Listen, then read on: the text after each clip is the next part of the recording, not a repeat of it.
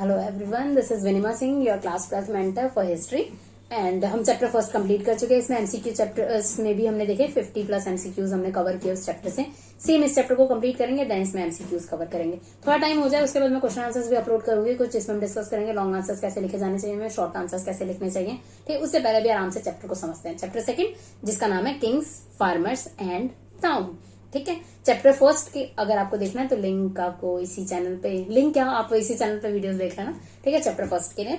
और chapter second अभी हम स्टार्ट करने जा रहे हैं। अगर आपको ये नोट्स चाहिए तो आप उसके लिए लिंक है, वहां से आपको ये नोट मिल जाएगा। ठीक है, बाकी बेस्ट अपनी एनसीईआरटी बुक पढ़ना ही होता है। कहीं से भी क्वेश्चन आता है आप उसको बड़े आराम से कवर कर सकते हैं। ठीक है, बट उसको पढ़ने से पहले हम चैप्टर को समझ लेते हैं, तब आप अगर सेल्फ रीड करोगे तो बड़े आराम से सब कुछ समझ आ रहा होगा। चैप्टर सेकंड है किंग्स, फार्मर्स एंड टाउन्स। जब हड़प्पन सिविलाइजेशन हमारा खत्म हुआ, हमने पहले मैच्योर फेज पढ़ा पिछले चैप्टर में, फिर आता है उसका later phase, then Harappa civilization ऐसा खत्म हो जाता है कि उसके बारे में किसी को काफी टाइम तक पता ही नहीं लगता। ये सब हम देख चुके हैं। ठीक है, इस टाइम के बाद ये चैप्टर हम स्टार्ट करने जा रहे हैं 6th सेंचुरी BCE से, सॉरी 6 BCE से। यहां से इस चैप्टर को हम स्टार्ट करेंगे और इसको लेके चलेंगे 6 CE तक, मतलब करीब करीब 12 सेंचुरीज, 1200 साल को कवर करेंगे कि इंडिया अब कैसा था। यहाँ पे हमें बड़े चेंजेस देखने मिले। बट इससे पहले और हड़प्पन सिविलाइजेशन के खत्म होने के बीच में जो सोसाइटी थी, उस सोसाइटी ने एक बुक लिखी जिसे हम ऋग्वेद के नाम से जानते हैं। मोस्ट अर्लीस्ट नोन बुक है हमारी ऋग्वेदा। यह सबसे पहली बुक समझ लीजिए हिस्ट्री की हमारे पास जो है वो ऋग्वेदा, उस टाइम की सोसाइटी के बारे में हमें बताती है। उसके बाद फिर यहां से हमारी स्टोरी स्टार्ट होती है। इससे पहले आते हैं 1930 पे। 1930 में एक इवेंट होता है। क्या होता है, जेम्स प्रिंसेप को यहाँ पे हमें बड़ी सारे ऐसे इंस्क्रिप्शंस मिल रहे हैं। ठीक है, कई सारे पिलर मिल रहे हैं, कई सारे पत्थर मिल रहे हैं जिनपे ये लिखा हुआ मिल रहा है। ठीक है, ये स्क्रिप्ट हम पढ़ नहीं पा रहे हैं, सेम जैसा कि हमने हड़प्पा सिविलाइजेशन में देखा। ठीक है, एक स्क्रिप्ट मतलब क्या होता है, जैसे हिंदी हम लिखते हैं उसमें अक्षर लिखते हैं ना, अ, आ, क, ये हो गई स्क्रिप्ट। हिंदी की स्क्रिप्ट कौन सी है, देवनागरी स्क्रिप्ट है ये। वैसे इंग्लिश में जो हम अल्फाबेट्स लिखते हैं ABC, ये हो गई रोमन स्क्रिप्ट। वैसे हर लैंग्वेज की अपनी अपनी स्क्रिप्ट होती है। संस्कृत के लिए भी देवनागरी स्क्रिप्ट ही हम यूज करते हैं, आ क ख ग यूज करते हैं उसमें। ठीक, ये जो स्क्रिप्ट हैं ये कुछ अलग स्क्रिप्ट हैं, आप देख पा रहे हो इन्हें, कुछ अलग स्क्रिप्ट हैं ये। और क्या लिखा है कुछ समझ नहीं आ रहा था। इसको डिसफर किया सबसे पहले जेम्स प्रिंसेप ने। जेम्स प्रिंसेप ने इसको डी कोड किया और पढ़ के बताया दोनों स्क्रिप्ट को। जब इन्होंने डी कोड कर दिया उसके बाद हमें स्क्रिप्ट के बारे में बहुत कुछ पता लगा। ये स्क्रिप्ट किसने लिखवाए थे उनके बारे में पता, मतलब ये किसने लिखवा रखा है, ये सब इतने सारे पिलर्स पे इस स्क्रिप्ट से लिखा हुआ क्या मिल रहा है, बड़े सारे पत्थरों पे इस पे लिखा हुआ, इस स्क्रिप्ट का लिखा हुआ क्या मिल रहा है, ये हम पढ़ पाए और समझ पाए। ये लिखा हुआ था मौर्यन एम्पायर के बारे में। आगे चलते हैं, देखते हैं ये क्या था। अभी आते हैं 6th सेंचुरी BCE से। यहाँ पे जो डेवलपमेंट हो रहा है इंडिया का, मतलब अर्बन सिस्टम हमने देखा था हड़प्पा सिविलाइजेशन पे, फिर रूरल सिस्टम पे आ गए, वापस से अर्बन सिस्टम पे शहरों में 6th सेंचुरी BCE से आना शुरू हुए। यहाँ पे नए नए स्टेट बनने लगे, इस टाइम पे नई नई सिटीज बनने लगे। आयरन का यूज लोगों ने सीख लिया, आयरन का यूज बहुत ज्यादा करने लगे और यूज बढ़ रहा था। कॉइनेज का यूज करना सीख लिया, डेवलपमेंट होने लगा कॉइन्स का। कॉइन से लोग ट्रेड करने लगे, चीजों से ट्रेड नहीं करते थे, बार्टर सिस्टम का यूज नहीं होता था, कॉइन से ट्रेड करने लग गए। ठीक है, पैसे का इस्तेमाल बहुत ज्यादा बढ़ गया। धीरे धीरे यहाँ पे इंडिया पे हम 16, क्या होता था यहाँ पे लोग जो रहते थे, लोगों को बोला जाता है जन। ठीक है, जन आपने सुना होगा, जना इंग्लिश में हम लिखेंगे JANA, जना। जन का जब ग्रुप बनता है तो उसे कहते थे जनपद। और जनपद का जब बड़े सारे ग्रुप्स का जब एक बड़ा ग्रुप बनेगा, वो सारे जनपद जब मिल जाएंगे तो बनेगा महाजनपद। इस टाइम पे इंडिया में टोटल 16 महाजनपद थे। ठीक है, इनके नाम बताए हुए हैं, काशी, कोसाला, अंग, मगध, वाजी, मल्ला, छेदी, वत्सा, कुरु, पांचाल, सुरसेना, मत्स्य, असाका, अवंती, गंधार एंड कंभोज। जिसमें से कुछ नाम आप लोगों ने सुने हुए हैं, जैसे कौन से नाम, अंग आपने सुना होगा, महाभारत में अंगराज बोला जाता था कर्ण को, है ना, अंग के राजा थे ये, ऐसा उसमें बताया गया है। या आपने कुरु सुना होगा, पांचाल सुना होगा, ध्यान से देखोगे तो मत्स्य भी इसमें आता है, गांधार आता है, गांधार राज मामा शकुनी वहीं के थे, है ना, या गांधारी, गांधार की थी। तो ये नाम हम महाभारत में थोड़े बहुत सुनते हैं, देखते हैं उनका रेलेवेंस क्या है, आगे देखेंगे ये सब। बट ये ऐसा समझ लो उस टाइम के इंडिया के 16 स्टेट्स थे। ठीक है, 16 स्टेट्स यहाँ पे एमर्ज होते हैं जिनके ये नाम है। इन सभी स्टेट में जो सबसे पावरफुल स्टेट था कौन सा था, दैट वॉज दिस मगध। इस चैप्टर में मगध के बारे में ही थोड़ा अंदर जाके पढ़ेंगे कि क्यों सबसे पावरफुल था, ऐसा क्या किया था मगध ने जो सबसे पावरफुल, इतने सारों में यही सबसे पावरफुल था। ठीक है,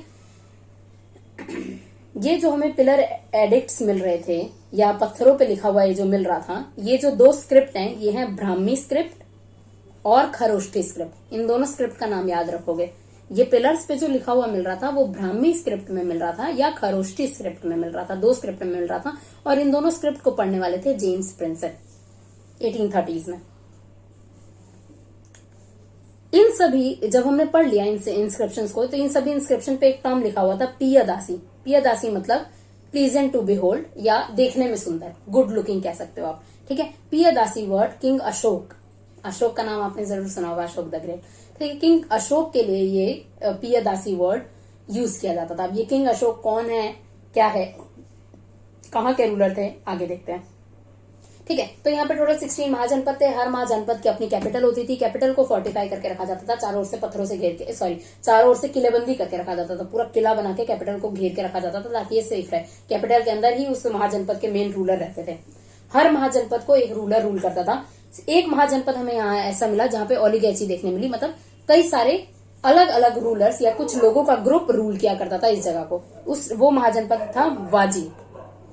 ठीक है, वाजी को संघ रूल क्या करते थे, मतलब कुछ रूलर्स मिलके इस एक वाजी को रूल करते थे। बाकियों पे हमने मोस्टली यही देखा कि एक किंग रूल क्या करते थे। 15 इयर्स का लंबा गैप आया 6th सेंचुरी BC आने में, और हमारा हड़प्पा सिविलाइजेशन खत्म हुआ। इसके बीच में 1500 साल निकल गए। ठीक है, जिस बीच में एक बुक कंपाइल हुई दैट वाज ऋग्वेदा, मैंने आपको ऑलरेडी बता दिया।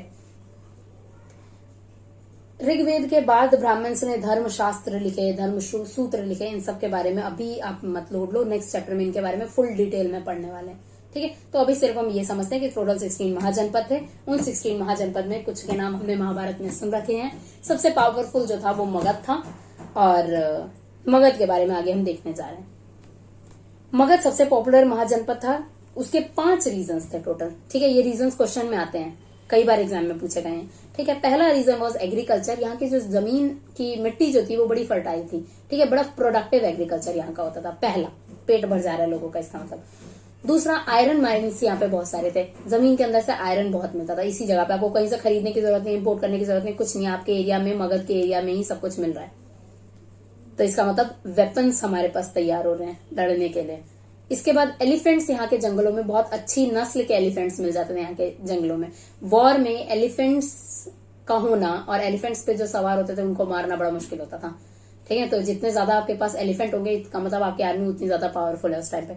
यहाँ के जंगलों में अच्छी किस्म के, अच्छी नस्ल के एलिफेंट्स बहुत ज्यादा मिल जाते थे। गंगा एंड इसके ट्रिब्यूटरीज इसी जगह से बह रही है। एक बार मैप में हम मगध को देख लेते हैं। ये देखिए, ये रहा मगध, अभी के टाइम पे बिहार के पास है ये। ठीक है, और इसकी कैपिटल है यहाँ पे राजगीर। 2 नाम याद रखेंगे, मगध की कैपिटल राजगीर। यहीं पे गंगा रिवर बहती है। गंगा रिवर और इसकी ट्रिब्यूटरीज यहीं पे बहती हैं। उस टाइम पे रिवर लाइन रूट बड़ा आसान होता था ट्रेड करने के लिए। पानी के रास्ते से आना जाना सस्ता होता था। ठीक है, तो गंगा और इसकी ट्रिब्यूटरीज पूरे शहर में, पूरे महाजनपद में बह रही है। यहाँ पे कम्युनिकेशन बड़ा आसान था, कहीं पे भी आना जाना बड़ा आसान था। इसके बाद 5th रीजन, यहाँ के रूलर्स बहुत एम्बिशियस हुए। सारे महाजनपद को कंपेयर करके देख लो, सबसे एम्बिशियस रूलर्स यहीं के हुए, जिनके एक आधा नाम आपको बताया हुआ है। बिंबिसार, अजातशत्रु, महापद्मानंद या अशोक, चंद्रगुप्त, आगे इनके बारे में पढ़ेंगे। बहुत एम्बिशियस रूलर्स थे ये यहाँ पे।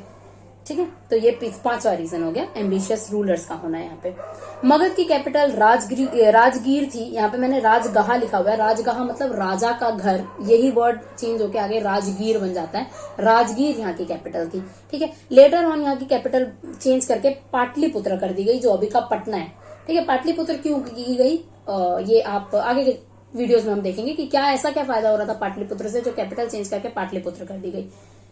That's it. अभी के पार्ट में इतना ही समझते हैं, बाकी आगे के पार्ट में। तो आज के पार्ट में जो हमने मेनली देखा दैट वाज कि दो स्क्रिप्ट उस टाइम पे लिखी जाती थी, ब्राह्मी स्क्रिप्ट और खरोष्ठी स्क्रिप्ट, जिसको डिसिफर करके दिया जेम्स प्रिंसेप ने। अलग अलग पूरे इंडिया में हमें बड़े सारे रॉक पे लिखी हुई चीजें मिल रही हैं, पत्थर पे लिखी हुई चीजें मिल रही हैं, जिसको जेम्स प्रिंसेप ने पढ़ के बताया। उन सब पे पियदासी टर्म लिखा हुआ है एक अशोक रूलर के लिए। पियदासी मीन्स गुड लुकिंग, बड़े सुंदर होते होंगे शायद ही। इंडिया में महाजनपद क्रिएट हो गए थे 16 महाजनपद, 16 स्टेट्स बन गए थे, जिनमें सबसे पावरफुल था मगध। मगध क्यों पावरफुल था, इसके हमने 5 रीजंस देखे। मगध ने बाद में अपनी कैपिटल चेंज कर ली थी, दैट वाज पाटलिपुत्र। उसका रीजन आगे की वीडियोस में देखेंगे। कुछ टर्म्स आप इस चैप्टर में बार बार देखोगे, जैसे एपिग्राफी। एपिग्राफी का मतलब होता है पहले इंस्क्रिप्शन देखते हैं। इंस्क्रिप्शन का मतलब होता है बड़े बड़े पत्थरों पे या बड़े पिलर्स पे अगर मैंने कुछ लिखवा दिया, गुदवा दिया, तो वो लिखे हुए को इंस्क्रिप्शन कहेंगे, ठीक है। और उस इंस्क्रिप्शन की स्टडी को एपिग्राफी कहा जाता है। एपिग्राफी का मतलब हो गया, इंस्क्रिप्शन का मतलब हो गया।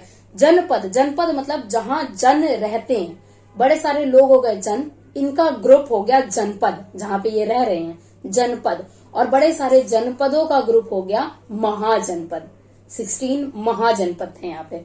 ओलिगैर्ची, ओलिगैर्ची मतलब एक ऐसी गवर्नमेंट जहां पे एक रूलर नहीं है। एक रूलर होता है तो मोनोपोली हो जाती है, सॉरी क्या कहते हैं उसे, मोनार्की हो जाती है वहां पे, है ना। तो एक रूलर नहीं थे यहाँ पे। जब किसी एरिया में या कहीं की गवर्नमेंट में बड़े सारे अलग अलग रूलर हो या कुछ ग्रुप ऑफ पीपल रूल कर रहा हो, उसे हम ओलिगैर्ची कहेंगे। यहाँ के 16 महाजनपद में वाजी, वाजी का नाम याद रखेगा। वाजी एक ऐसी जगह है जहां पे ओलिगैर्ची परफॉर्म की जाती थी।